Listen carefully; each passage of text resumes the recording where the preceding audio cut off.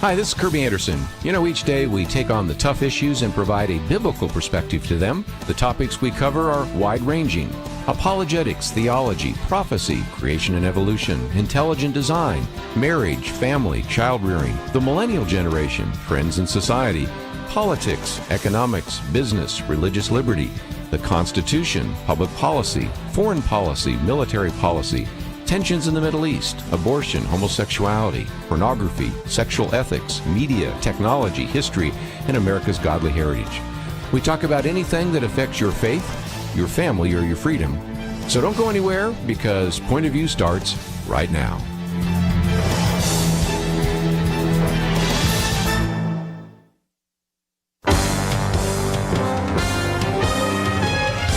Across America, live.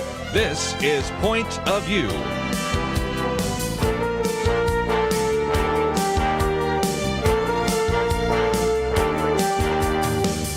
And now, Kerby Anderson. Thank you for joining me. It is Christmas week. We're looking forward to this opportunity to gather together and learn a little bit more about some of the things happening in the news, but also as we go along, talking about, for example, if you go to the website at pointofview.net, this week spent some time talking about some of the theology behind Christmas carols and all of the rest. But we do have a lot to talk about, and over the next couple of hours, we're going to have a chance to talk with Jim Schmidt.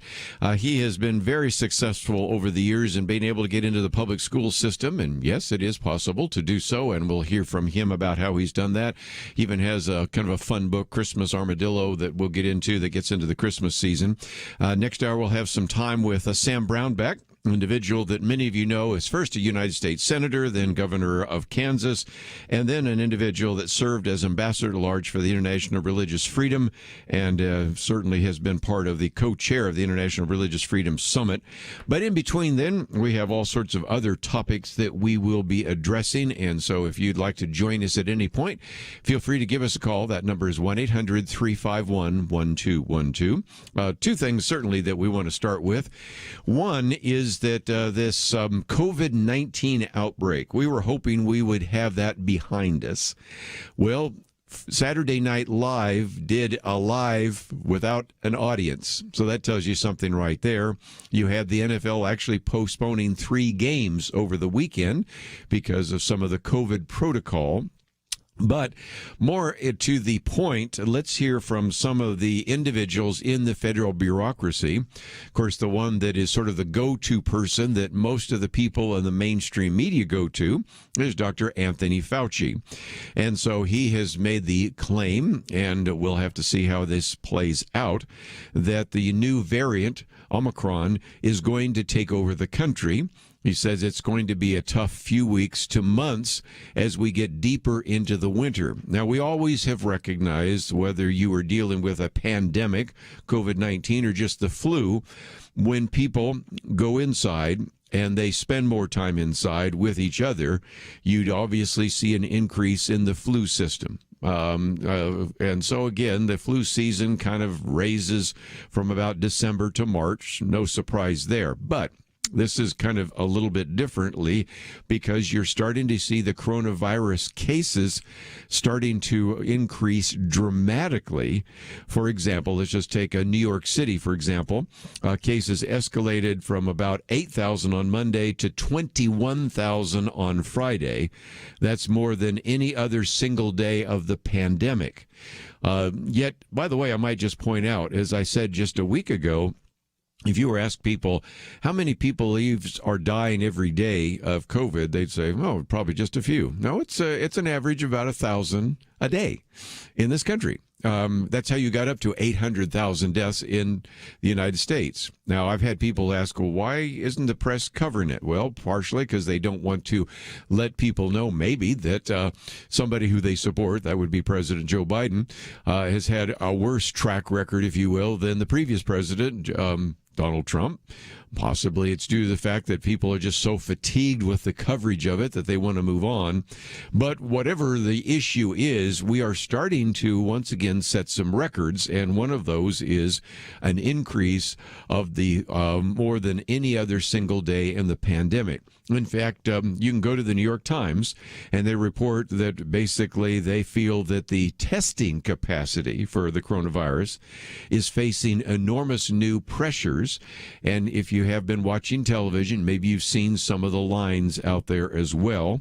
Long lines, overworked laboratories, and also diagnostic tests, which have been, to use their phrase, flying off the shelves. So that's the first thing. Now, what about hospitalizations? It's one thing to have a case.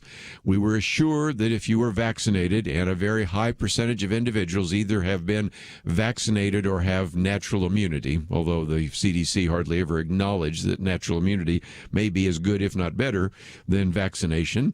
But nevertheless, with all of that, coronavirus hospitalizations so far have increased about 20% nationwide over the last 2 weeks. And so you are starting to hear stories of doctors and nurses living in constant crisis. I've quoted New York Times. Let me quote from Forbes magazine. Forbes report that as COVID-19 restrictions are hitting the now retail sector, it's beginning to look a lot like Christmas 2020 is the line there as well.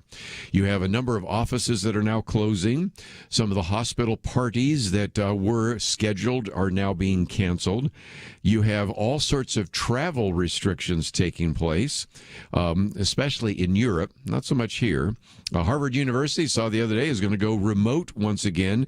And so I think once it does, I'm sure you will see a number of other schools going online as well. And all of this will lead to the president, that is President Joe Biden, addressing the nation tomorrow, talking about the Omicron variant. If you're an investor, you probably noticed something else. Stock market just plummeted, and that will be the case. And one of the other comments comes from Dr. Francis Collins. He is now the outgoing director of the National Institutes of Health. As a matter of fact, he actually did a little guitar piece, which maybe you've seen, and I kind of rolled my eyes at, but whatever. But nevertheless, he and others are saying that now you have kind of a 1-2 punch. You have the Delta variant and the Omicron variant, both kind of coming at the same time. And so as a result, a real concern about that as well. At a time when, according to the TSA, that would be the Transportation Security Administration, you had more than 2 million people screened each day from December 16th through the 18th. And so because you have most people still traveling as if nothing has changed, and of course more and more people gathering together indoors, you kind of get the sense of where this is going to go. I won't spend a lot of time on this, but I thought I might mention that some people saying, well, then everybody's going to need a vaccine passport, but then you have to keep it in your wallet or your purse or whatever. So our friends at the Massachusetts Institute of Technology have found a way that they can actually put your vaccination certificate under your skin. This would be a vaccination dose that is injected into the skin, not visible to the naked eye. The color contains quantum dots no larger than a few nanometers.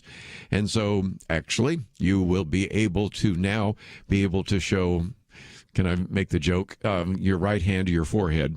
And this, by the way, was actually developed and funded by the Bill and Melinda Gates Foundation and the Koch Institute for Integrative Cancer Research. And these are particular quantum dots that would be illuminated by UV light. And so you could travel around and you wouldn't have to have your passport because it would be, I assume, in your hand or your forehead or something like that. So if you've always wondered what it will be like to have a vaccine passport, MIT thinks they've figured out how to do that. And if that doesn't cause you any concern, well, I don't know what else to bring to the table. But we are in a new world, and it's a world which, once again, is being affected by some of these variants.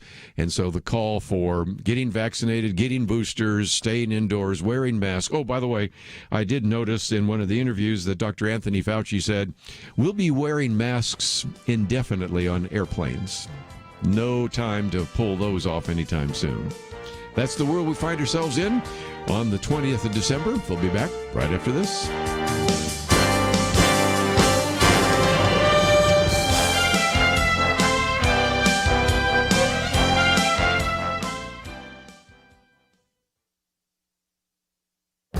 This is Viewpoints with Kerby Anderson.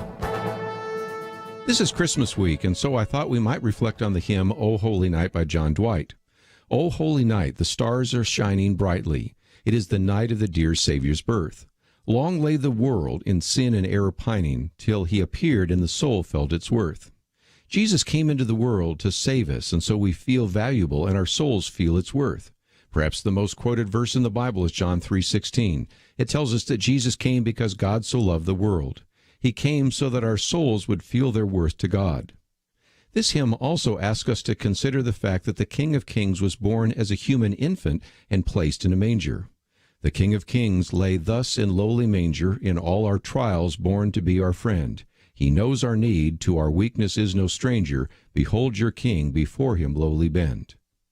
Isn't it amazing that there were some who were willing to worship him, even while merely a babe in the manger? This hymn then now talks about how we should respond to one another in humility. Truly he taught us to love one another. His law is love, and his gospel is peace. Chains shall he break, for the slave is our brother, and in his name all oppression shall cease. You know, we no longer have slavery in this country, but it is true that many people are still enslaved to various forms of sin and need Jesus as their Savior. And we as believers are to model the humility that Jesus demonstrated when he stepped out of eternity into time and gave up his rights as God. This is a message we not only need at Christmas, but every day. I'm Kerby Anderson, and that's my point of view.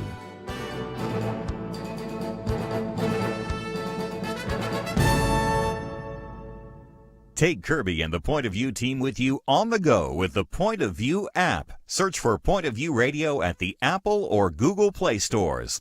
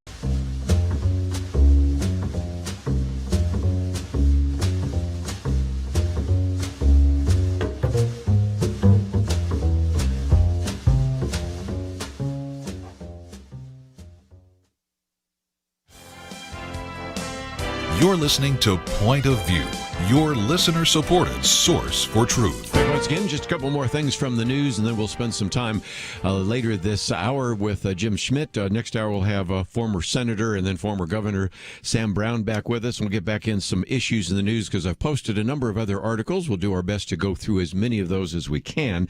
But one of the other things that we wanted to talk about in addition to COVID-19 is that it's probably pretty certain, although you can never make anything certain, but as certain as you can be in the political world, that the Build Back Better Act is dead on arrival. And the reason for that has to do in large part by the fact that Joe Manchin, who is a senator from West Virginia, said can't go with that. So you have 50, I should say, Republicans, one Democrat, probably two or three other Democrats that didn't want to be necessarily at the point of the spear, who said we're not going to spend trillions of dollars on something that at a time when we have such a rampant inflation makes no sense. So that may be over.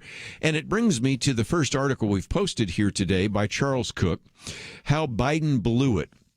Now, he's much more gracious than I think some of us around the table might be, but I think what he says is, here's what could have happened instead of what has happened. And he said it didn't have to be this way. If he'd wanted to, President Biden could have fulfilled his promises that he made during his campaign and set his party up for success in 2022.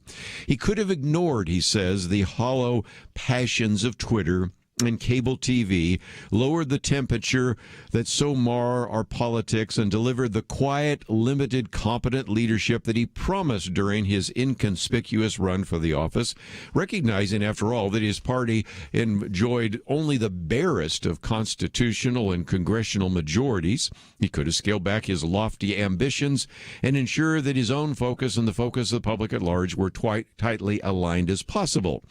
And the point he's making is that, Joe Biden wasn't necessarily claiming to transform America, wasn't claiming to implement something that would cost $5 trillion.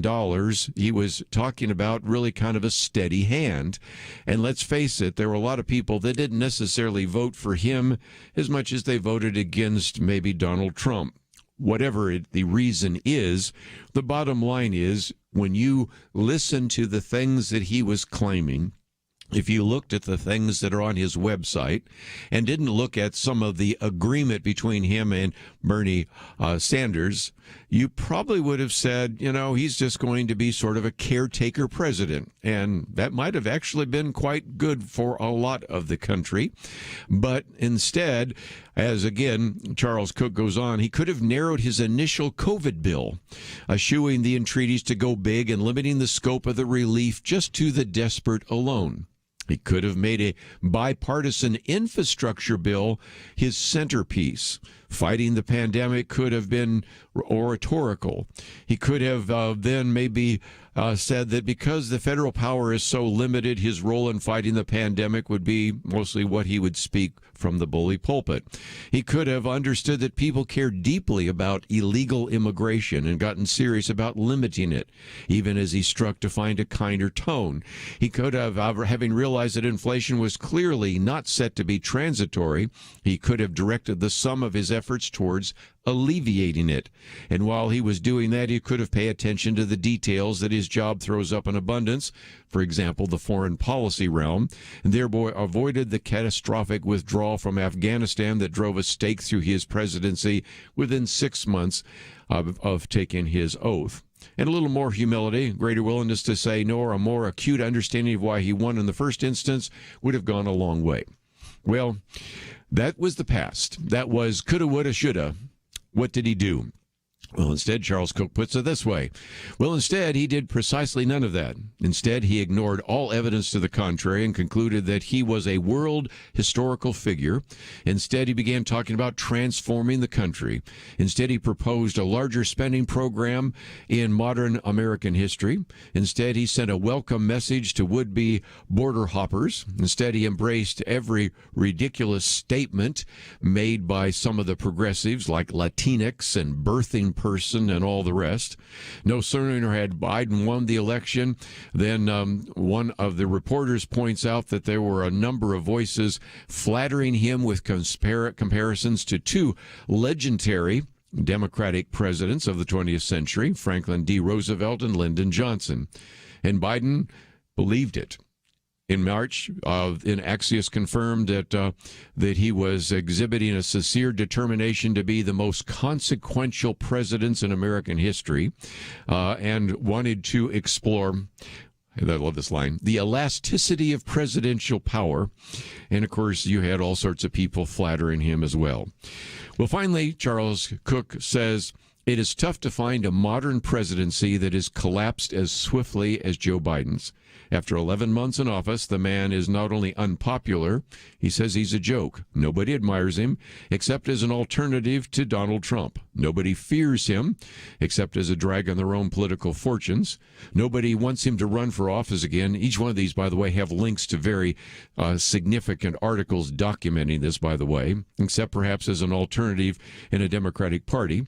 He vowed to be a uniter, but he has succeeded only in uniting the electorate behind him. He professed to be a moderate, but has lost the support of independents by 2 to 3 to 1. He's promised to return to normalcy, but he has somehow made things only stranger. He's continued his executive branch bipartisan assault on the Constitution. There goes links to everything from court packing to a variety of others, and declined the chance to restore the presidency to a more modest place in our politics. And as this goes on and on, I won't read all the rest of it, you can begin to see that we are dealing with something very differently. When you have the vice president on with an individual who, in the most broadest sense of the word, could be called a talk show host, then says, who's actually in charge, Joe Biden or Joe Manchin, you know that you have some difficulty. When you start seeing articles that have surfaced, and I've been passing these around to some of our co-hosts, of 11 different individuals that can run in 2024, I don't think you can remember too many other times, whether it was Bill Clinton in office, whether it was George W. Bush in office, whether it was Barack Obama in office, whether it was Donald Trump in office, in which after you've spent less than a year in the office, they're already speculating as to who would run 3 years later. And yet that is exactly the case that we have right now. And so it's the first article. I only summarize some of the pieces, but I think Charles Cook, as he is wont to do, has done a really good job, I think, of helping us understand that we're in sort of uncharted territory, not just with the pandemic and the virus, but also even with the presidency of the United States. And so welcome to 2022, coming fast and furious. We have no idea what that's going to mean in the future. But just before we take a break, I thought I'd also mention that there are some great opportunities for you to reach out and make a difference. There was a very good report that came out the other day on some of the most charitable states, but I just saw this the other day. It actually identified some of the neediest cities. And as I went through there, a lot of these are close to or even in places where we broadcast. Some of the neediest cities, I'll just read parts of the top 20. Detroit, Michigan, Brownsville, Texas, Cleveland, Ohio, Fresno, California, Gulfport, Mississippi, New Orleans, Louisiana, St. Louis, Missouri, Laredo, Texas, Memphis, Tennessee, Jackson, Mississippi, Birmingham, Alabama, Richmond, Virginia, Augusta, Georgia, and that's just a few of the top 20 neediest cities. So let me encourage you that if you say, during this Christmas season, I would like to do something to maybe minister to individuals, you probably don't have to look much further than maybe a community either that you're in or live near to reach out with some of the compassion that they certainly need. As we take a break, though, let me also mention that we want you not only to light a candle in your neighborhood, but help us continue to light candles as well through Point of View. We have a match on the table, which I just heard is probably going to be changed because we have some other people joining with it. And so, as I have said before, some of you would like to wait to the last few days of, in this case, 2021. Understand that. Sometimes you like to put us over the top. But I also want to hasten to add that when I've looked at some of the other ministries and organizations of people that we've had around the roundtable, they sometimes have some pretty substantial matches. I'm not so sure this one will stay around. As a matter of fact, in some respects, I hope it doesn't, because it says we've had a very good December. But I would encourage you that if you would want to help us out to bring these kinds of programs to you every single day, we certainly depend upon your financial support. You can click on that button that says Donate Now, and we give you some very significant ways in which you can join with us at a donation level that you find appropriate. So I encourage you to try to think of ways you can light a candle, maybe even in your own neighborhood. As I look through this list of neediest cities, some of the places where we broadcast are actually needy cities, and you can reach out to those individuals, and hope you'll think about reaching out to your church, Christian organizations, the radio station that carries that. But most importantly, if you can reach out to us, we would appreciate that as well. When we come back, we're going to talk with our good friend Jim Schmidt, and we will carry on that conversation with him right after this. At Point of View, we are already thinking about our New Year's resolution to help more Americans build a Christian worldview in 2022. But we can't accomplish that without your support. And right now, your support is especially critical, because whatever you give now through December 31st will be doubled up to $85,000. That means all gifts, whether $10 or $1,000, doubled through December 31st. Did you know Point of View is 100% listener supported? And it's more than just a radio show. Thanks to your support, we offer free tools to help Americans build a Christian worldview in their own lives and live it out in practical ways.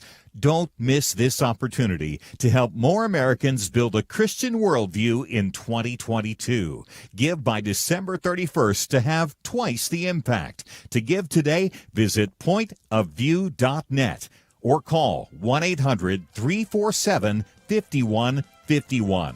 That's pointofview.net and 1-800-347-5151.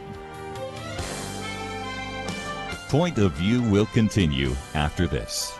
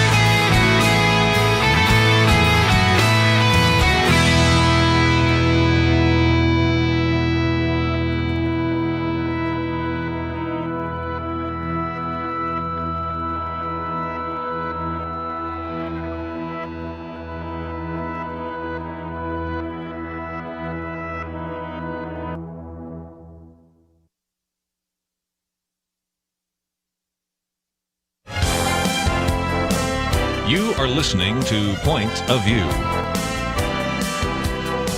The opinions expressed on Point of View do not necessarily reflect the views of the management or staff of this station. And now, here again is Kerby Anderson. We bring back to the microphone Jim Schmidt. He is an author, speaker, and advocate for children.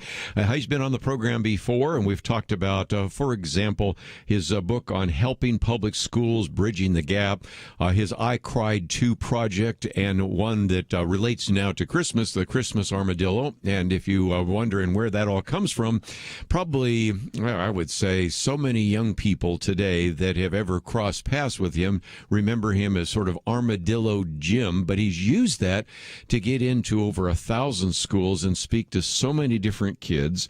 And it illustrates again that sometimes if we're creative, we can really have a very dynamic and very effective ministry in the public schools. So Jim, welcome back to Point of View.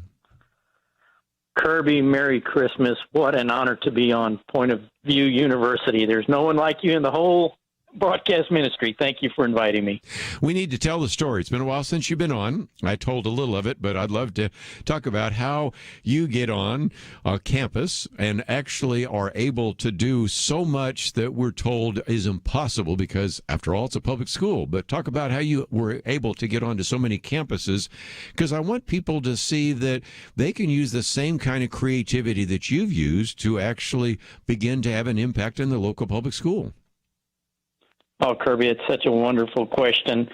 You know, when God called me, I was already, interested in cowboys and armadillos in Texas and that whole chic. And I got saved, and I said, God, how can you use that? And we had pet armadillos. We were doing it, believe it or not, for a beer company, promotions. And then I said, God, I want to get out of this. And he said, why? You were the sinner. That wasn't a problem. And I went, oh, okay, well, let me clean this up and see what I can do. And then he showed me in Ephesians, putting on the full armor of God.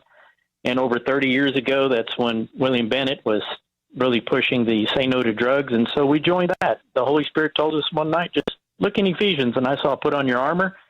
And the rest was history. We've been in, like you said, those 1,000 schools. We started a not-for-profit. We kept going. Then I saw programs that worked. What other things were churches and individuals doing in schools, veterans organizations? And so I wrote that book that you interviewed me 5 years ago called Helping Public Schools. Then, of course, I married a widow with 2 children. They had a tragedy in their life, and the Holy Spirit told us to write a book about that tragedy. And lo and behold, the Pentagon and City of New York chose I Cried Too as their bereavement gift, an official bereavement gift. So whatever you're going through, whether it's tragedy or you have a gift in your life, maybe you own a laundromat and you can just put a little story about Christmas on every coat hanger. Kerby, I don't know what it is, but if we don't reach the people today, and especially our children, we're going to be in huge trouble. And that's why the Christmas Armadillo book even came about, because of what happened on my front yard.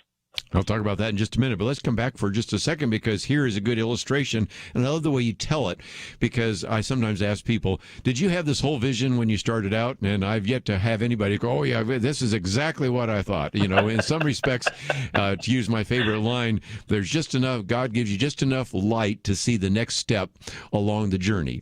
And so sometimes you were just faithful, and you simply said, okay, well, we can talk about just say no to drugs, or we can talk about how we can help public schools. And at that time, I think you had about 2 decades worth of experience. And you began to say, I could even sometimes pray in the public schools. Everybody goes, what? How are you doing this? And sometimes it's carrying an armadillo. Sometimes it's doing something else. But in each particular case, it really came back to, like you said, just being faithful. And it seems to me that lots of times people give up too quickly, and your boundless enthusiasm and your creativity certainly have allowed you to go to so many high school campuses and middle school campuses over the years. And so it's a testimony to the fact that sometimes if we're just willing to follow the Lord's leading, there will be a great success that God will allow you to have as you follow him each day. Boy, Kerby, you're so right. And that's what you've done with so many people. Ours is not so profound as some of your guests, like Mr. McFarland last week. I was like, boy, I hope Kerby don't ask me these profound biblical, theological questions. We're going for the basics of children. You don't have to use your Yale and Georgetown for this interview today.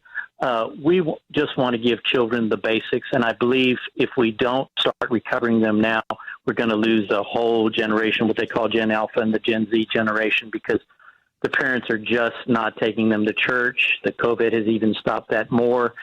And if we don't, you're always talking about lighting the candle. Well, even the most inner room right now is those children. They're in that back room with the darkest room, with the darkest schools, like Sam Sorbo and some of these guests talk about exiting public schools, but they're not all going to exit. We've got to get in that school. We've got to get in that children's room, whether being raised by grandparents or parents, and we've got to educate them on who Jesus Christ is and the kingdom of God and his principles right now. Well, let's again talk about the Christmas Armadillo. And again, you need to tell that story because that really goes all the way back to the nativity scene in the book and the fact that this would be your grandmother. So I'll let you tell the story because it's a fascinating story, and it's some of the reason why this book is something we're talking about today here on Point of View. Well, thank you so much. Well, actually, 2 years ago at Christmas, my wife and I were at home by ourselves waiting on our grandkids the next day, and I came online. I found a website called whychristmas.com, and the guy was a web builder in England, and he did the same thing. God, what can I do to celebrate your son's birth? And he said, well, you design websites. And so I saw that when he said that, or had it written down, he wanted to glorify God, and he answers all the questions at whychristmas.com about why do we have wreaths, why do we have Christmas trees, every question. He gets like 2 million hits. So I perused that, and then I got off the website. I said, God, what do I have to celebrate Christmas? And he said, armadillos. I didn't really do anything with it. I said, well, what am I going to do with an armadillo for Christmas? Well, the next year, which was a year ago last week, I was putting my nativity scene up. And I'll just recap that. I have a life-size nativity scene out in my front yard. My grandmother in 1889 brought a small laptop-size nativity scene when she was 8 years old to America, into Texas. And that was their heirloom. And I got it. I'm third generation to have it. So one year I built a life-size nativity scene out in my front yard. And I've been putting it up for about 10 years. Well, the neighborhood children came by last year as I was putting it up for about the 10th year.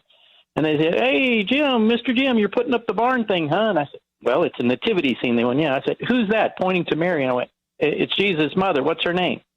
Crickets, 5 or 6 kids off a public school bus in a Bible Belt town. And I said, what's Mary's husband's name? No answer, Kerby.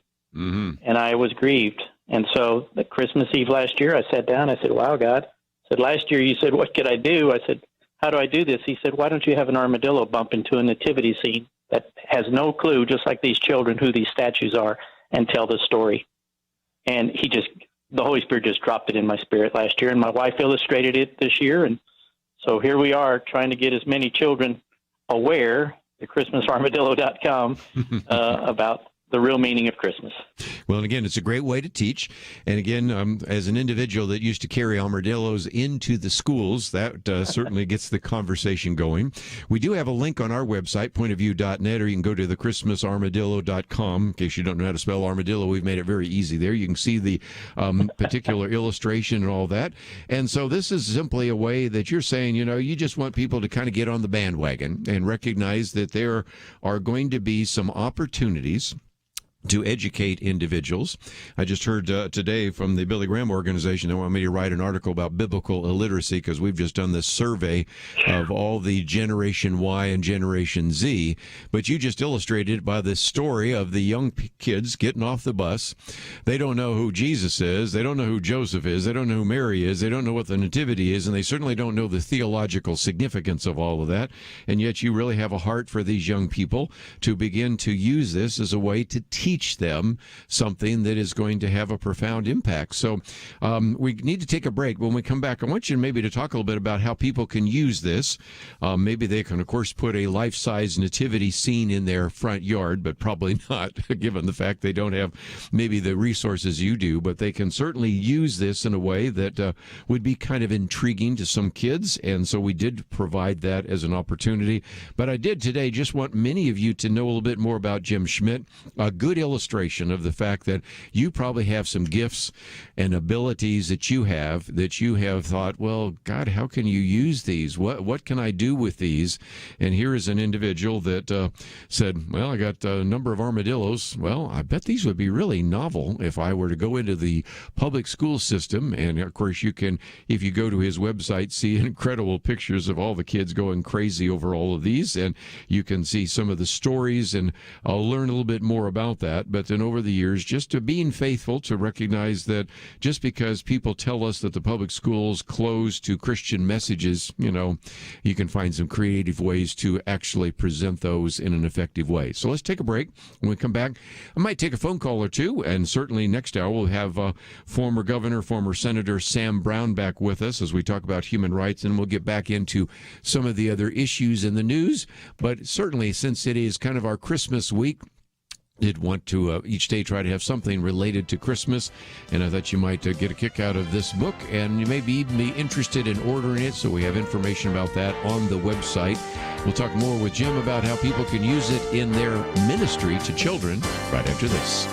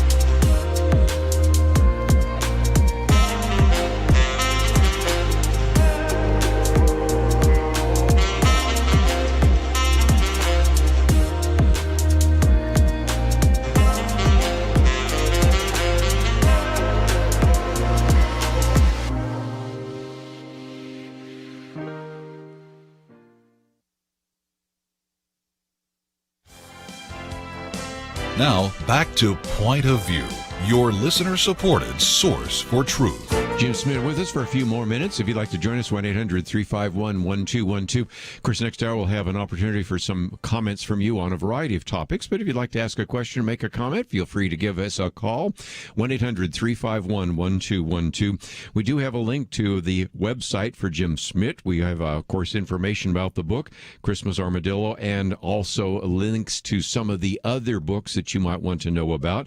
And, Jim, we've also put up a piece by your friend Dale Hudson on Building Children's Ministry.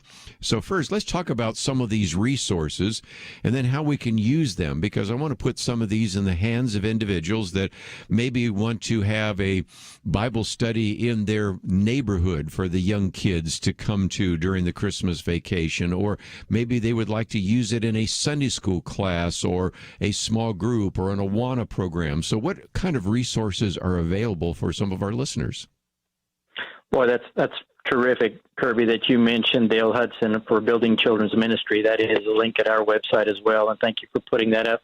He's been the guru, sort of, the Kerby Anderson for Children's Ministry for 30 years, and he has done all kind of stats, surveys. He's got curriculum there, links to other curriculums where people can get creative.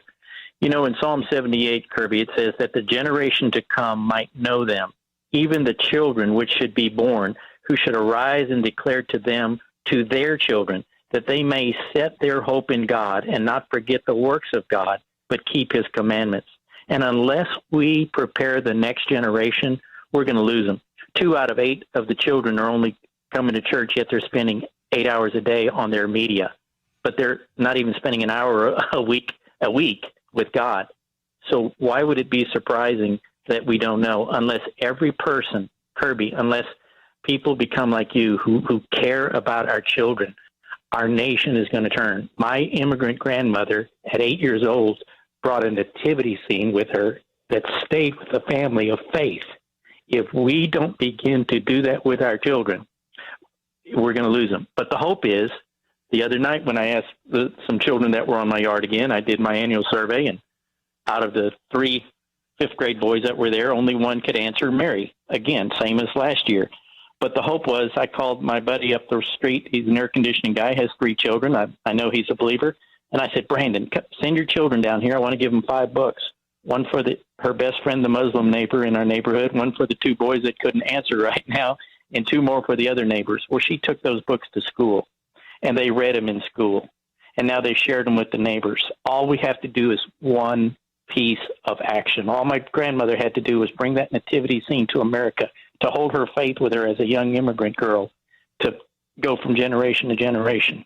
Kerby, there's all kinds of things we can do. All we have to do is take one step of faithfulness.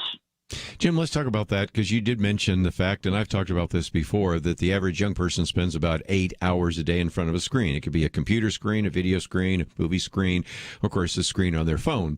And you multiply 8 times 7, and you're over 50 hours a week easily, without even having to blink.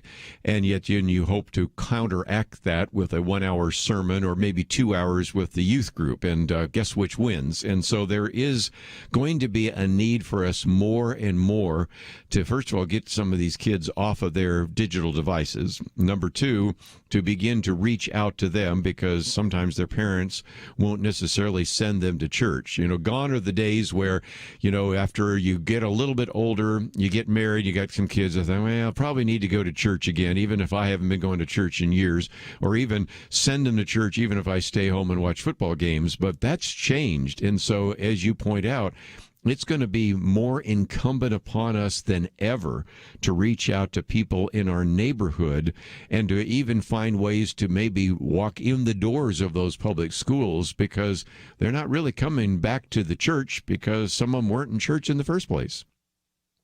Right, and we take advantage of every opportunity. This year for Halloween, we made sure we had tracts available in every bag, and we decorated bags with the cross of Christ and all that. So anything you're doing in your neighborhood, I think first, you know, it says first in Jerusalem, then the Samaria, then the othermost parts of the world. We're supposed to start with our neighbors. So you suggesting those things, there's a lot of children at bus stops. There is nothing wrong with making breakfast tacos once a week for these children. You know, contact their parents, and there's so many ideas. We have ideas into the public schools that you mentioned, into helping public schools to get in there no matter what it is. And so, Kerby, just you bringing this to the forefront, creating people to be aware. But their children are a media generation. So we have our children's book available digitally. We have a motion picture book. My daughter, who has my little grandson and granddaughter now, she said, Dad, I like simple is better for these modern parents. We have so much. So I like the simplicity of the books online that you can get. And, Kerby, they're going to be available in all languages. We already have them have a partnership with a translation company around the world. So South America is getting them. We have them in Chinese. They're all kind of translations are available, and we'll continue to build that every year. And then come out with the Easter Armadillo and the American Armadillo for 4th of July, just any kind of way to reach children. So good. And again, we have a link to your website, but there's a link there to contact. And some people might say, Jim, I would like to have you come to our school, or I'd like you to come to our church and maybe motivate people to begin to think about how they can reach their public school system. And I, of course, just mentioned before you came on that we seem to be closing down a little bit because of COVID-19, but I know that that's not going to slow you down at all. So if people would want to have you come and speak or share some of this, is there a possibility that they could actually invite them to your church or their school? Oh, yes. As it opens up, we're going to get out there more. The last school I did, actually, Kerby, was one of the most gratifying in my life, was right before COVID, was my granddaughter's school. So the next generation, it was so much fun. But I always encourage the pastor or anybody that calls me. I said, first, I've got to ask you a question. What did the principal of the school order when you had dinner with them last, or lunch? And if they don't know, I say, well, you're not ready for me to come to your town yet, because he says, Zacchaeus, tonight I'm going to dine with you. It's responsible for our own relationships in our own community. So we just encourage everybody to reach out first before inviting the evangelist in. Let's become good neighbors first, and then the evangelist comes in. But we're happy to do it, Kerby. Your ideas on this book, and I see you reference "Oh Holy Night" in your talking points today, your point of view. And that we answer some questions in our book as well about some of the key songs that children can learn through Christmas and what "Oh Holy Night" means. These children didn't even know in my front yard that God's son was born. They just thought he was some dude named Jesus. And I said, you do know that's God's son, right? And they're like, no. And I'm like, oh, my goodness, please. So there are lots of candles we can light. That is the case. Jim, it's always good to be with you. Appreciate your enthusiasm and your willingness to follow the Lord wherever you might go. So it is great to have you on this, and Merry Christmas, and look forward to the next opportunity. And Kerby, anybody that comes to the site, we have a free gift for them. Once they just register, we're going to send them a free gift from the ChristmasArmadillo.com. There you go. We've got the link, and it's all there for you. We talked about lighting a candle. And as you go to our website, matter of fact, the way this is put together, once one candle is lit, then another one and another one and another one.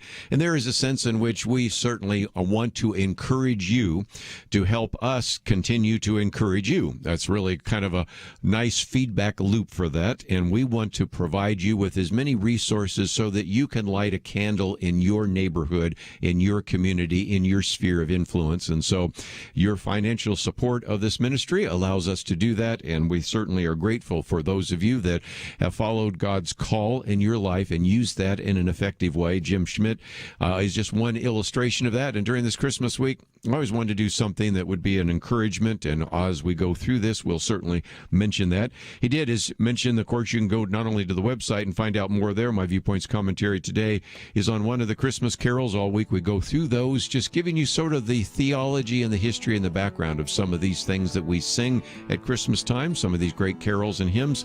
So all of that is available at our website, pointofview.net. Let's take a break. When we come back, we'll be talking with Sam Brownback about human rights. All that coming up right after this. At Point of View, we are already thinking about our New Year's resolution to help more Americans build a Christian worldview in 2022. But we can't accomplish that without your support. And right now, your support is especially critical because whatever you give now through December 31st will be doubled up to $85,000. That means all gifts, whether $10 or $1,000, doubled through December 31st. Did you know Point of View is 100% listener supported? And it's more than just a radio show. Thanks to your support, we offer free tools to help Americans build a Christian worldview in their own lives and live it out in practical ways.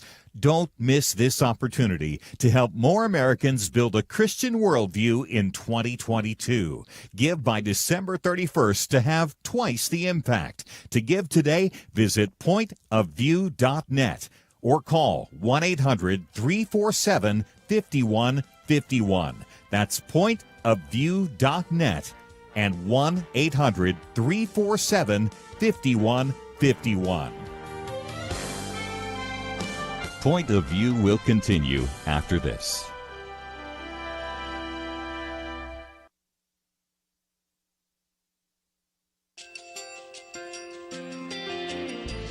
I just want to thank you so much for all the wonderful programming you have. You're just absolutely fantastic. I recently started listening to Point of View, and I really found it interesting because of the different subjects you cover. Thank you for that. I really appreciate everything that you do in keeping us informed. Thank you, Kerby, for everything that you have been doing. I appreciate all the work that you're doing, advocating for the Word of God. Thank you so much. Point of View, I think, is absolutely necessary because it's a Christian perspective, a biblical worldview perspective, and receive very current, up-to-date information about what is really going on, week to week in our culture, which is changing so rapidly, and yet it's morally sliding backwards. Yeah, I'm just, first of all, I thank you guys. Y'all's program is wonderful, and enjoy it every day. I learn so much every time I listen to it. Point of View Radio Talk Show.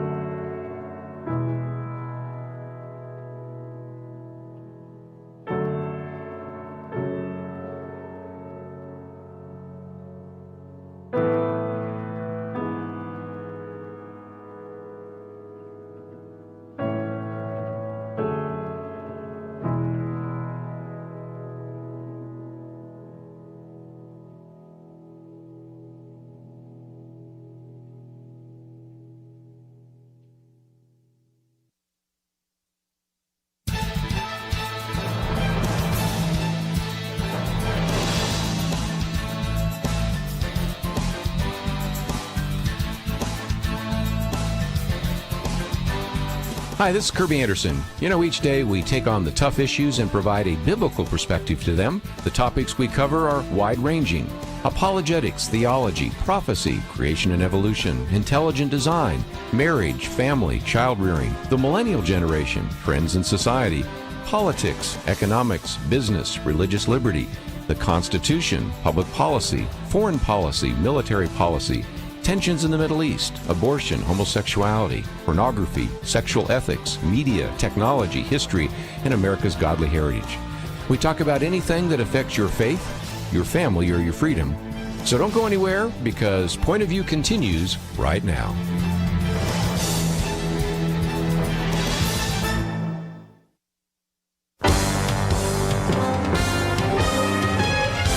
Across America, live. This is Point of View.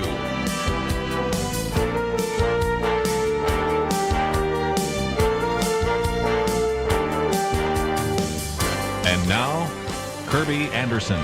If you listen to Point of View, we spend a fair amount of time talking about religious persecution. We have friends here from Open Doors and Voice of the Martyrs and a variety of others. We spend time certainly talking about this idea of human rights. And earlier this month was the International Human Rights Day.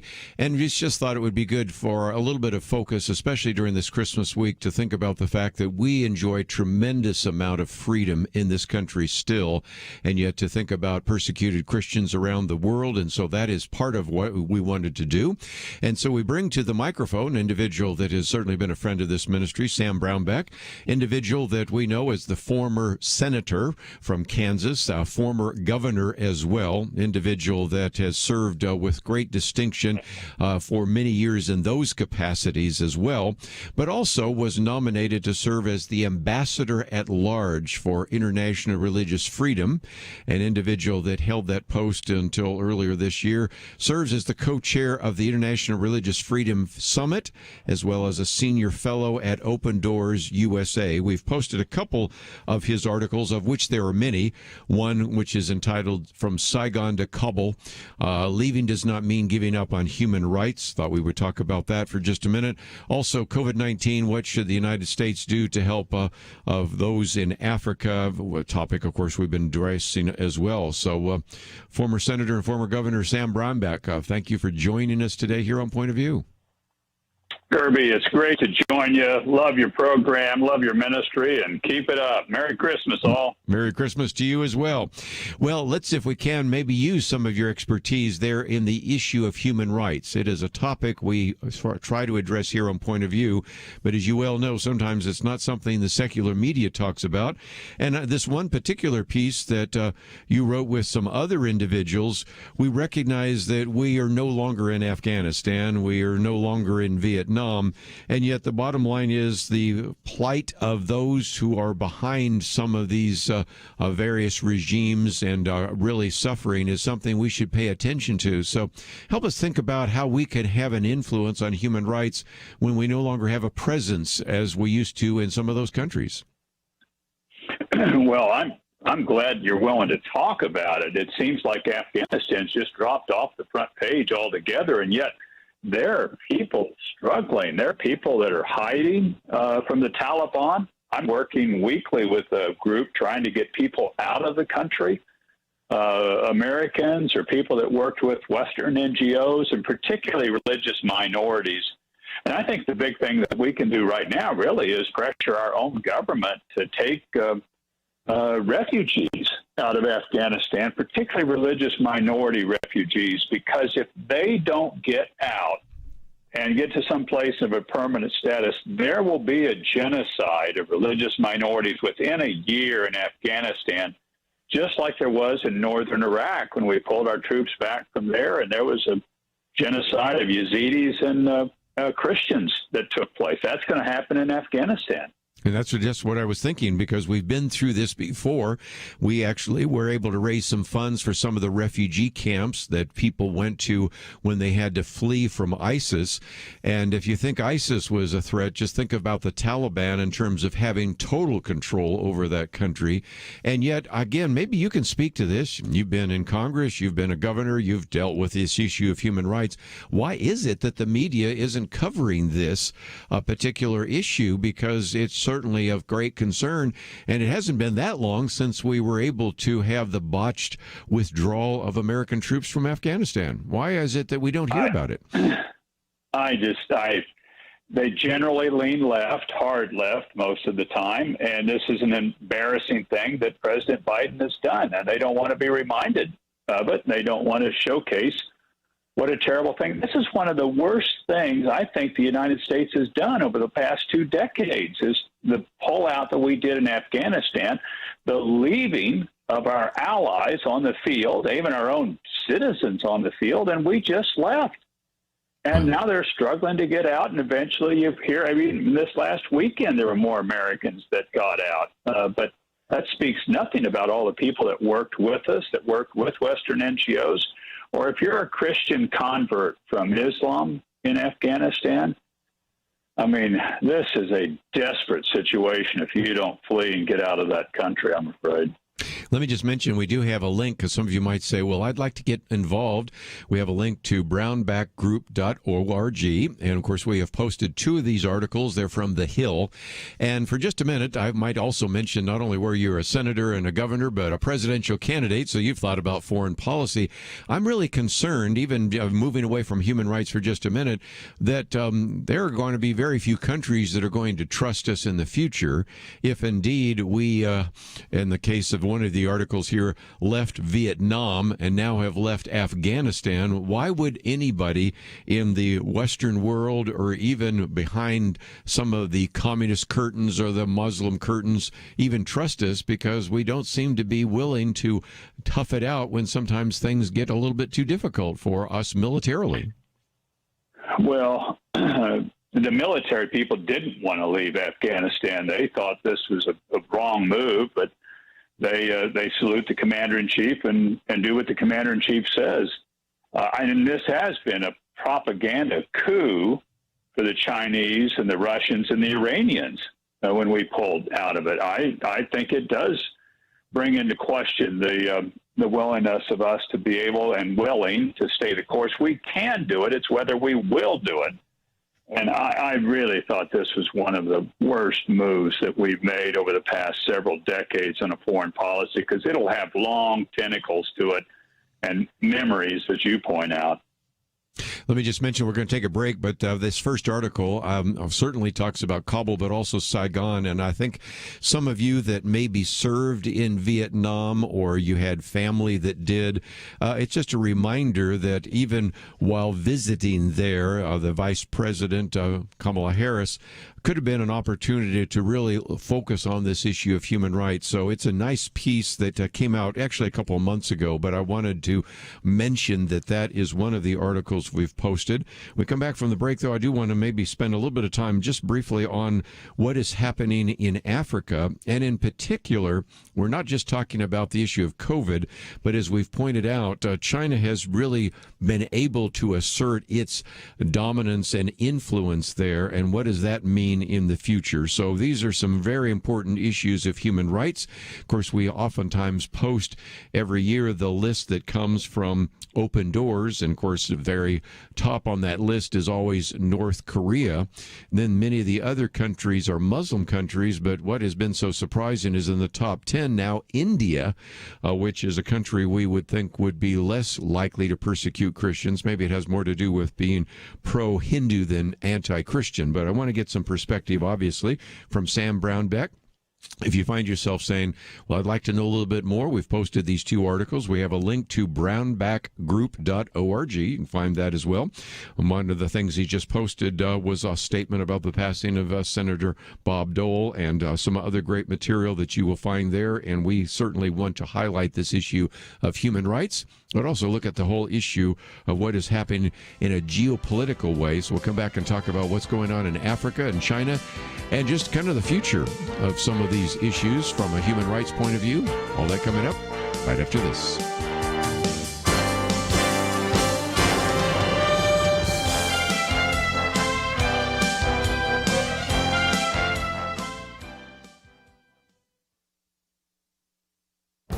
This is Viewpoints with Kerby Anderson. This is Christmas week, and so I thought we might reflect on the hymn, O Holy Night by John Dwight. O holy night, the stars are shining brightly. It is the night of the dear Savior's birth. Long lay the world in sin and error pining, till he appeared and the soul felt its worth. Jesus came into the world to save us, and so we feel valuable and our souls feel its worth. Perhaps the most quoted verse in the Bible is John 3:16. It tells us that Jesus came because God so loved the world. He came so that our souls would feel their worth to God. This hymn also asks us to consider the fact that the King of Kings was born as a human infant and placed in a manger. The King of Kings lay thus in lowly manger, in all our trials born to be our friend. He knows our need, to our weakness is no stranger. Behold your King, before him lowly bend. Isn't it amazing that there were some who were willing to worship him, even while merely a babe in the manger? This hymn then now talks about how we should respond to one another in humility. Truly he taught us to love one another. His law is love, and his gospel is peace. Chains shall he break, for the slave is our brother, and in his name all oppression shall cease. You know, we no longer have slavery in this country, but it is true that many people are still enslaved to various forms of sin and need Jesus as their Savior. And we as believers are to model the humility that Jesus demonstrated when he stepped out of eternity into time and gave up his rights as God. This is a message we not only need at Christmas, but every day. I'm Kerby Anderson, and that's my point of view.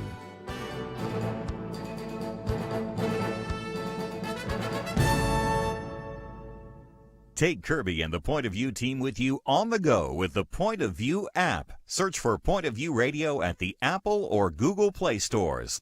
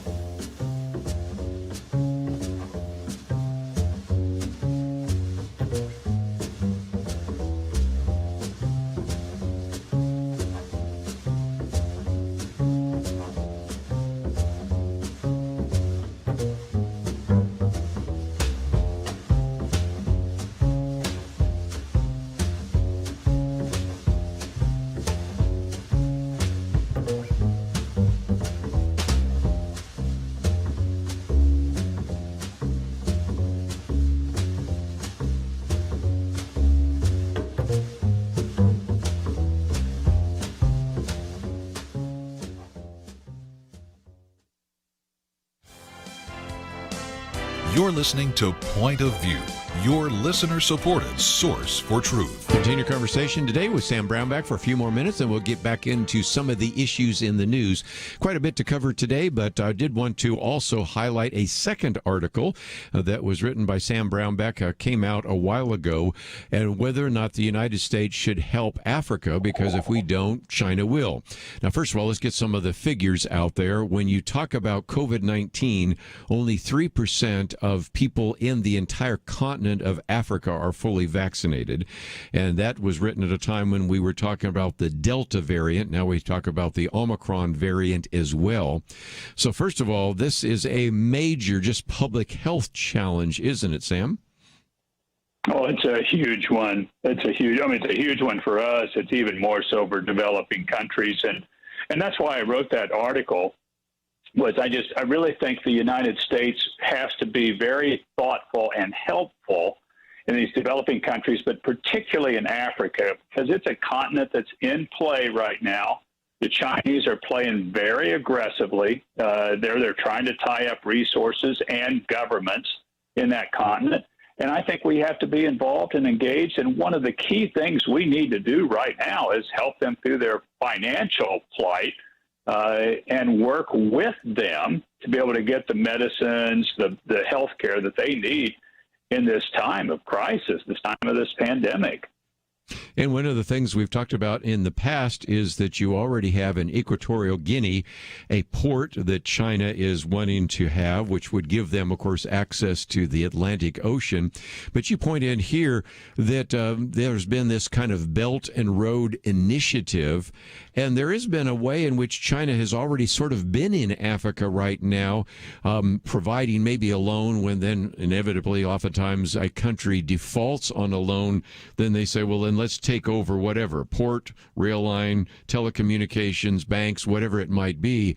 So there is a real concern right now that China is certainly exerting its influence in Africa, and we haven't gotten to the point of whether or not China wants to take over Taiwan with some of their military action. So this should be something that the current president and our people in foreign policy network here in the United States should be paying attention to, and I don't get the sense that a lot of people are even focusing on it right now. What are your thoughts? We are in a Cold War with China. This is like the one that we had for decades with the Soviet Union, only I think the Chinese are tougher. They're smart, and they figured out the economic piece of it. The Soviet Union could never figure out how to have a strong economy. The Chinese have figured that out, and they've used that money to buy their way, to bribe their way into these governments and countries, to tie up resources, to tie up governments. And this is a strategic Cold War that we are currently in. The Chinese have been at war with us for longer than we've been at war with them. Thankfully, President Trump took them on, and President Biden has continued the sort of aggressive lines towards China that President Trump did. And this is important to make it from a Republican to a Democrat administration. But we're in this fight with the communist Chinese, and we have got to stand up to them. They're at war with faith as well, persecuting all faiths, and we've got to stand up with them to them on that as well. Let's talk about that, because it has been true in the past that some of the greatest persecution happened in communist countries. And so we have talked about North Korea being on the top of that list. China is that way. You could maybe mention some other, Albania and the rest. When you add to that Islam and all these Muslim countries where Christians, by definition, have second-class status and are suffering under Sharia law, it does seem to me that this is a time in which we should pay more attention to human rights than ever before.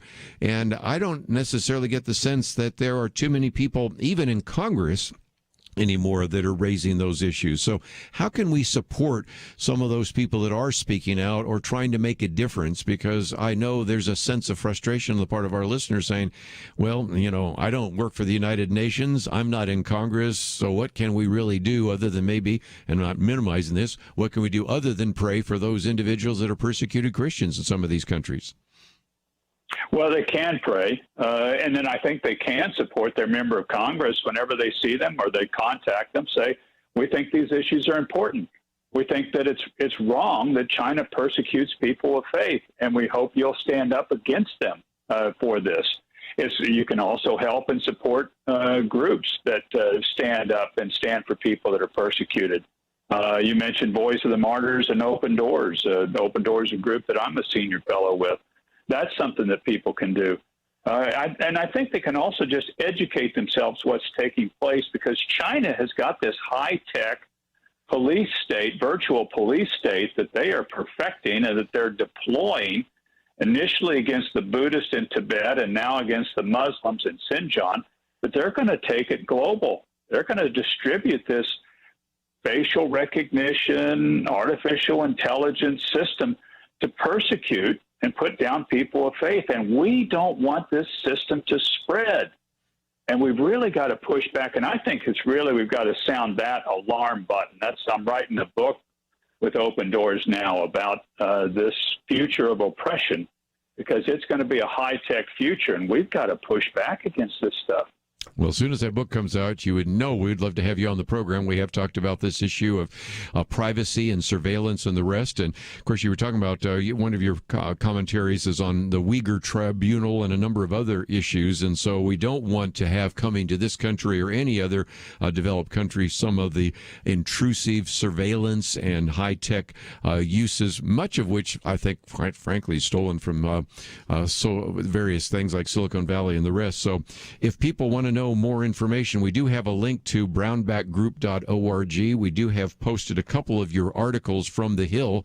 And if nothing else, I just wanted to say thank you for highlighting this issue of human rights. And even though this is our Christmas week, and we always like to say Merry Christmas, we need to recognize that there are other believers around the world and other people and even other religions that are facing some of these areas of persecution. We need to be in prayer for them and do what we can to make a difference in our communities. So thank you for being one of the best people we can come to talk about these issues. And I look forward to when that book comes out so we can talk to you again here on Point of View.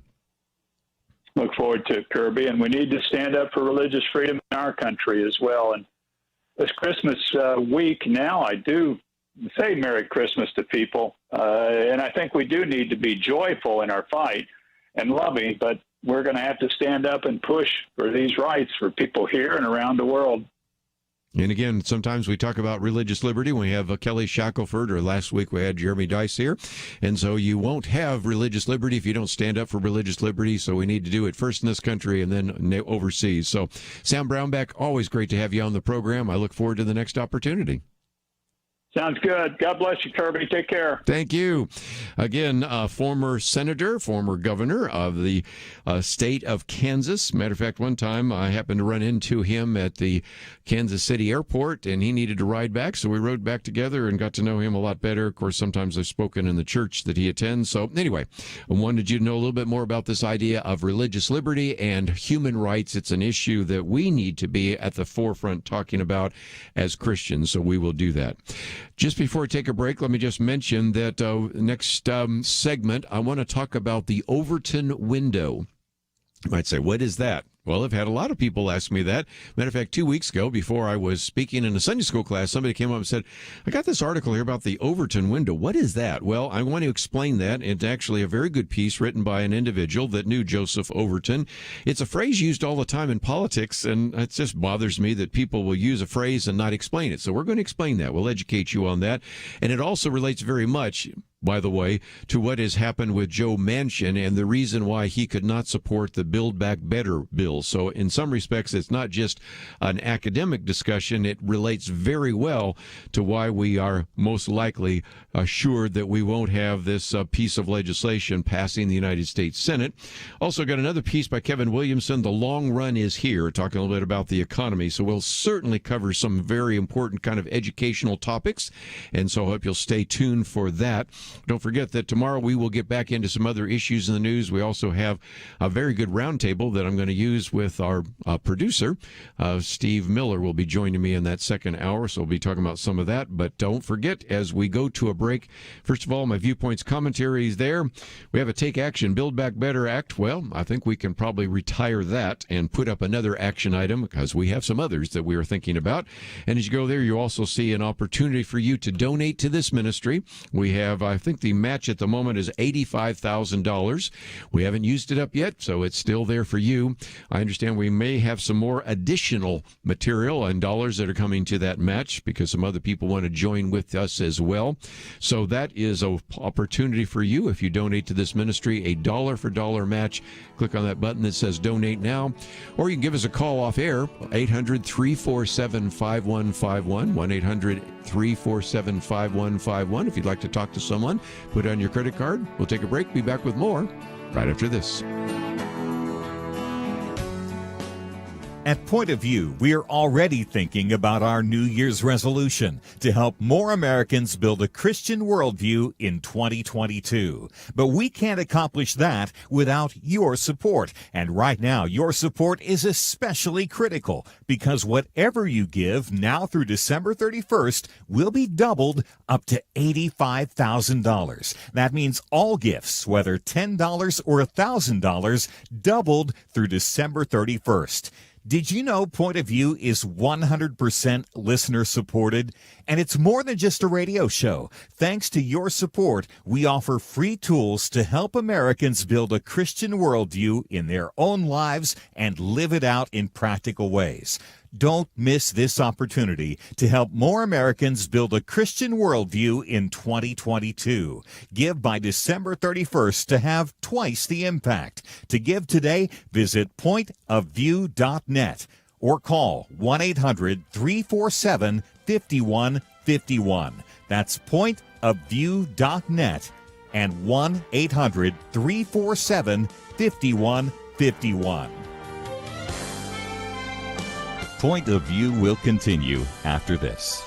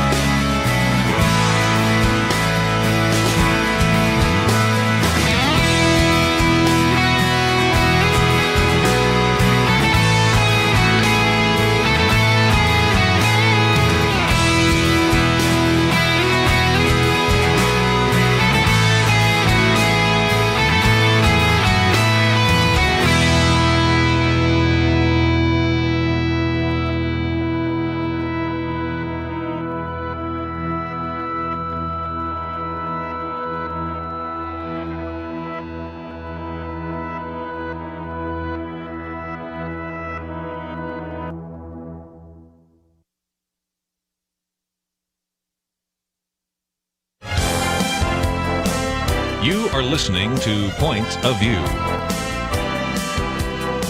The opinions expressed on Point of View do not necessarily reflect the views of the management or staff of this station.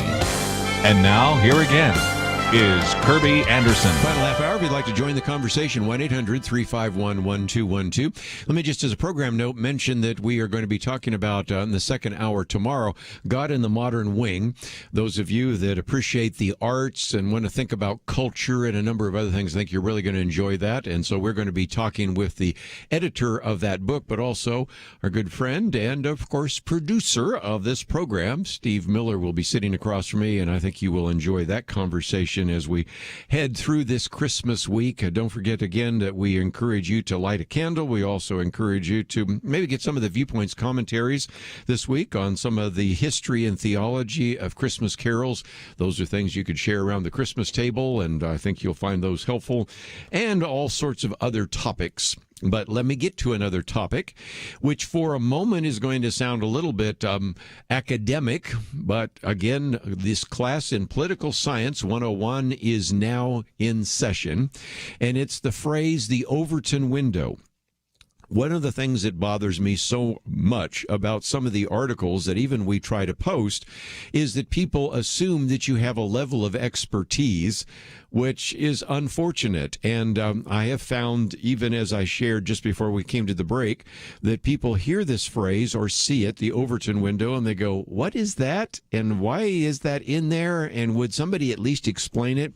Well, it turns out that this is a very good article that appeared in the Daily Wire, and it's called The Overton Window, the Most Misunderstood Concept.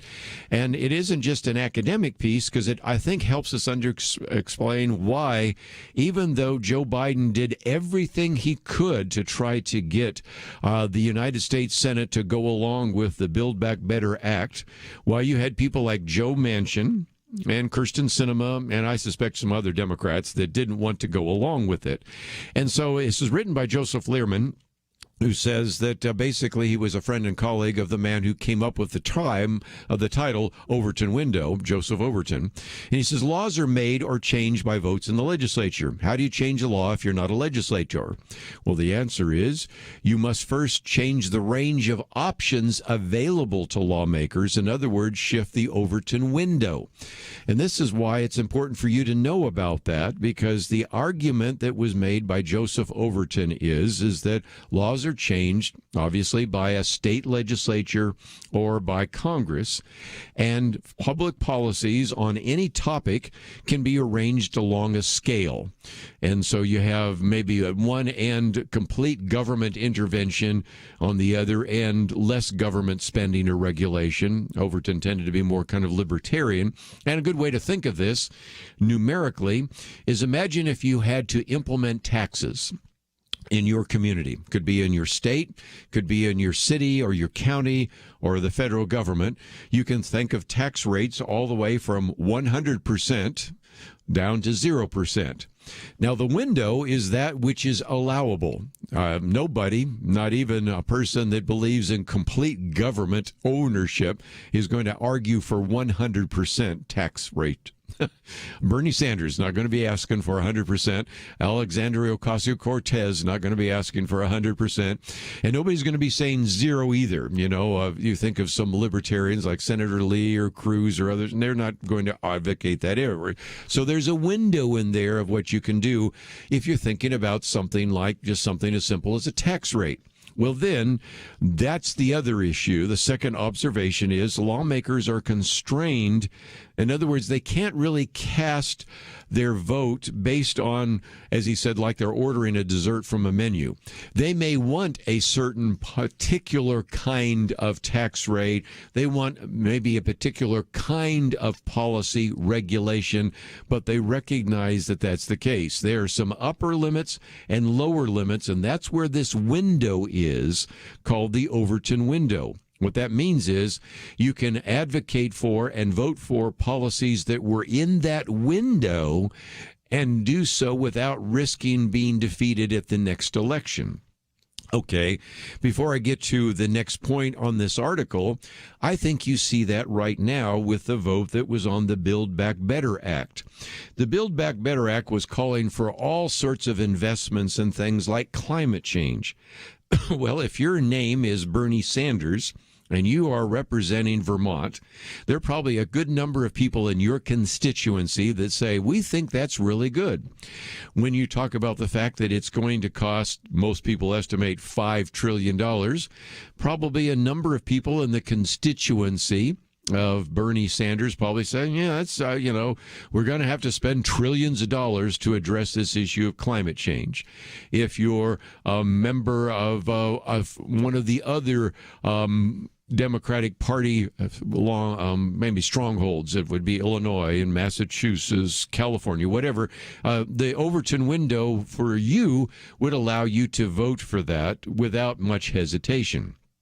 Howsoever, if you are from a city or a state, in the case of Joe Manchin, that actually has real hesitation about what some of the climate change laws and regulations would do to the coal industry, or you have people in West Virginia saying, we are spending too much money right now in the federal government, we don't need to spend more of it, you can see why that state, which voted overwhelmingly for Donald Trump and not for Joe Biden, his, if you will, Overton window is not anywhere close to the one, for example, for Bernie Sanders.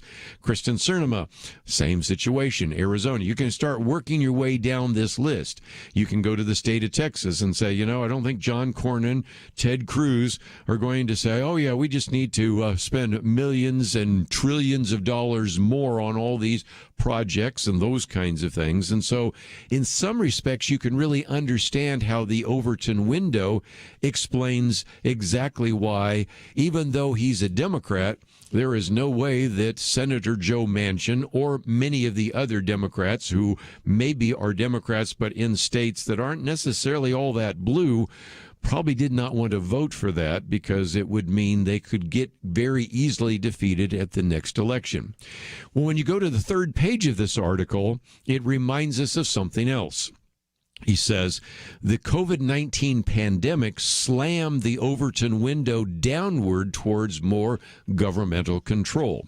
He says almost overnight, mass suppression of civil liberties occurred that would not have been tolerated only weeks before. Such things as forced closures, mask mandates, gathering restrictions, travel bans, activity limits, privacy intrusions, all of them came into place. Politicians and government officials who enacted these policies thought their actions would be popular or at least tolerated, and in most cases they were, at least for a while. So because of the concern of the pandemic, we saw very quickly a shift in that, what we might call the Overton window. And if you want to call that the upper limit, that moved the upper limit towards greater governmental control, where if you had, for example, your county judge, if you had your governor, if you had maybe even some of your legislators in various states recommending this before we had the pandemic, they would have been thrown out of office. So you can see how in some situations that has been the case. Another great illustration was 9/11. There was a time in which there was a real push to actually prevent individuals from looking at privacy. During the 1990s, for example, when we were doing Point of View, one of the more popular topics on this program was the intrusion of government into your private areas.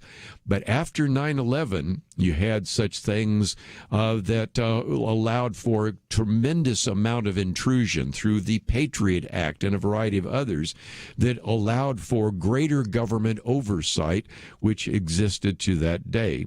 And so what he says is that the Overton window sometimes is an imperfect but helpful way to look at persuasion in the policy-making process.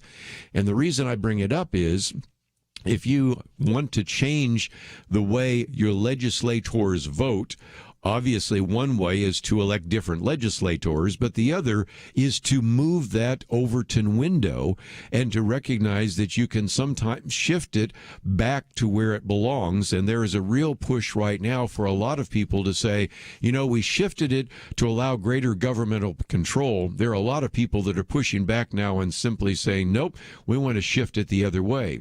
You see that now, right now in school board meetings, where before the school board was almost acting with impunity, implementing any kind of program, and now because there have been so many protests at so many of these school boards, not likely that you're going to have as many people being taught this year on critical race theory or very almost pornographic sexual orientations and things of that nature.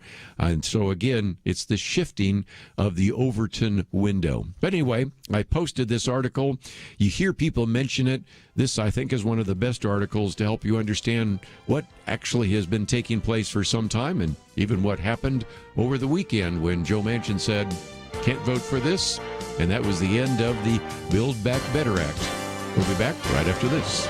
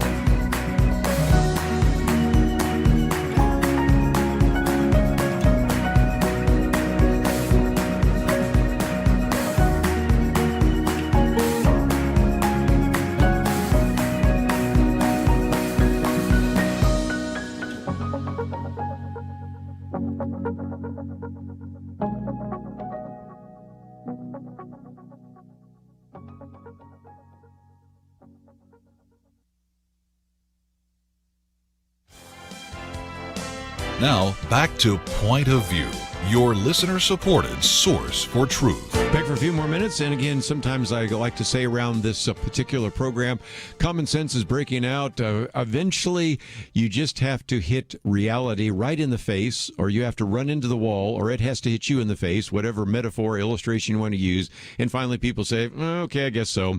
This came from the Committee on Ways and Means, in which they actually now quote from the Penn Wharton study, which says, guess what? Inflation is real. And actually, you're going to spend more money this year than you did last year. Again, you can't make this stuff up. But here it is, finally acknowledging that you are paying more and inflation is here. Okay.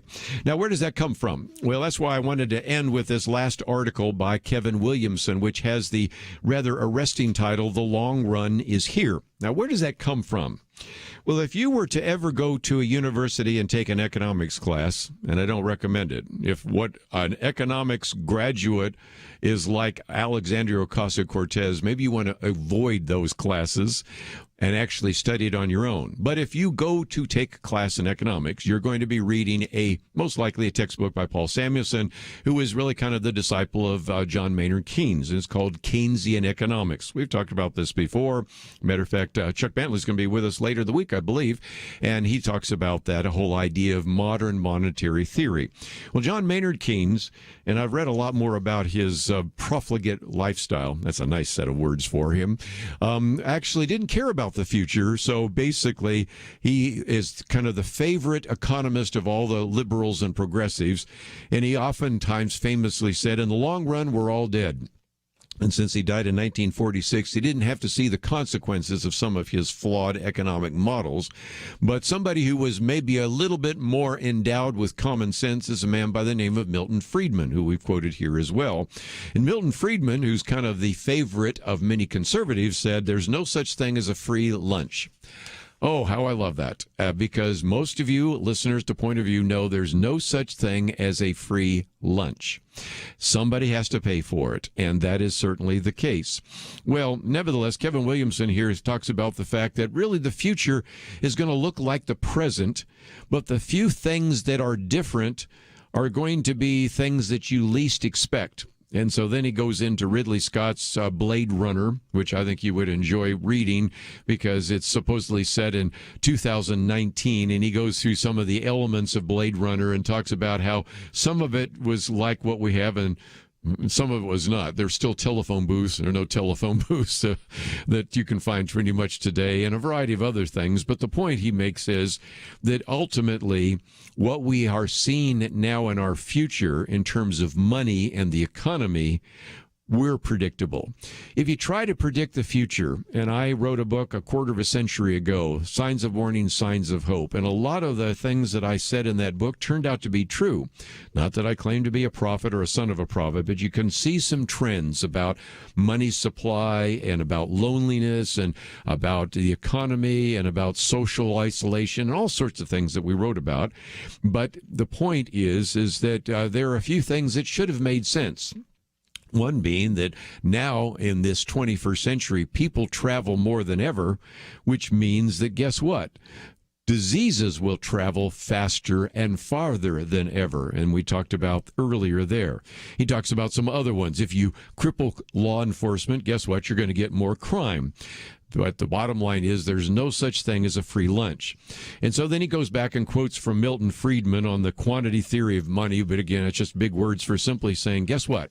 If you increase the supply of money disproportionately, he says, then the price of money, meaning the value of the money, goes down. If you decrease the supply of money substantially by raising interest rates or reducing the amount of credit available, then the price of money goes up. What do you think's been happening over the last 2 years? Well, if you've listened to Point of View at all, you know what's been happening, and that is the increase in the money supply. And so he goes on in the next particular page to talk about increasing the supply of money and thereby reducing the value of money. That creates what? Let's all say it together. Inflation. You inflate the money supply.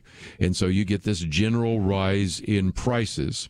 Now, some of that, of course, happened simply because we wanted to re-stimulate the economy after COVID-19. The pandemic and the lockdown were devastating. And so as a result, what you certainly see is that spending that took place there. But I love what he says in the second to the last page. For decades now, let's just be honest, we have responded to every scraped knee in the economy with free-handing spending of cheap money. And for the most part, Americans, the ones who matter anyway, loved it. They loved it because they owned a lot of assets, though asset inflation increased, and that increased the value of your house and your stock portfolios and a variety of other things. And so we recognized that certainly the increase was there, but sometimes what it did was create kind of, would you maybe agree with me, a housing bubble? And he says, you might remember back in 2008, we raised interest rates just a smidgen, which caused ridiculously inflated housing prices to come closer back to earth and sparked a worldwide economic emergency. But nevertheless, that was the case. And so we recognize that we probably aren't going to be able to raise interest rates now because, I mentioned this the other day, the U.S. government spends more than $500 billion. Actually, it's $522 billion a year just on interest payments. And so we are finding ourselves today with some really significant issues that are going to have to be addressed in the future. And as we move into 2022, you're going to be, first of all, in a primary season and then in a general election. And I think you need to start asking some fundamental questions of those individuals that are asking for your vote. What do you think about this? Because now we can look at all sorts of surveys that say inflation has now become the number one issue that most American voters are thinking about. And so he kind of ends by saying, we find ourselves kind of like the Wile E. Coyote. Remember the Wile E. Coyote and the fact that here he's out there in the Arizona desert insisting that the anvil that's about to fall on his head only weighs 100 pounds instead of 200 pounds. And he says Alexandria Ocasio-Cortez and Bernie Sanders may insist that there's no anvil, but sensible people can foresee that this anvil-shaped hunk of steel, which says Acme Anvil Corp. Engraved on the side and hurtling towards our skulls is probably, wild guess, an anvil. So I think it's going to be more important than ever as we get into this next year, especially when it becomes, again, the so-called midterm election years, to say, how many of you voted for the Build Back Better Act? How many of you would have voted for it? Do you think inflation is a problem? And stop telling us that it's only in our minds. Stop telling us it's only transitory. Start acting as if we need to have some adults taking care of some of the economic issues in front of us. Otherwise, we're headed in the wrong direction. So I thought it was a very good piece reminding us again that as we look at the world around us, the long run is here, and we need to get the right individuals in not only our state legislatures, but in Congress, and ultimately maybe even in the Oval Office, to address some very significant issues that we've talked about today here on Point of View. Well, just before we wind down today, let me just mention every one of these articles I've quoted from is on the website. If you'd like to read it, maybe photocopy it, pass it on to some others, post it on your Facebook page, your Twitter feed, or wherever you might have it, maybe Parler. That would be a way to educate some individuals, because we want to do what we can to equip you to make a difference in your community. Click on that button that says donate. We are looking for you to light some lamps in your area of influence. We want to equip you to make a difference. And we look forward to you joining us tomorrow as we get into a couple of other issues in the news and also talk a little bit about the arts and culture. As always, I want to thank Andrew and Steve for their help behind the scenes. Visit our website, pointofview.net, and we look forward to seeing you tomorrow right here on Point of View.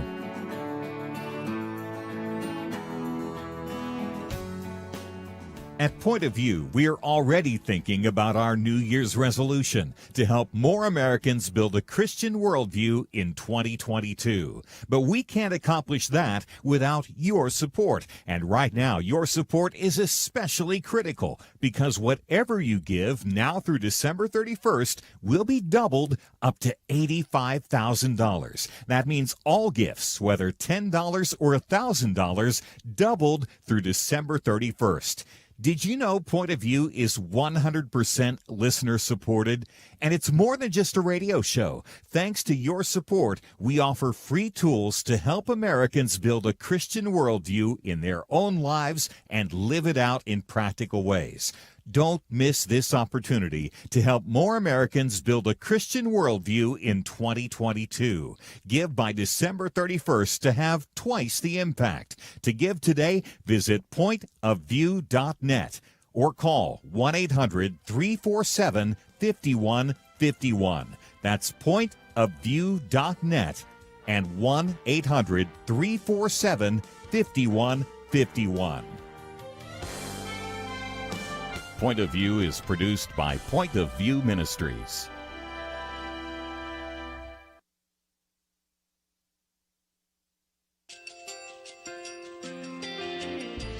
I just want to thank you so much.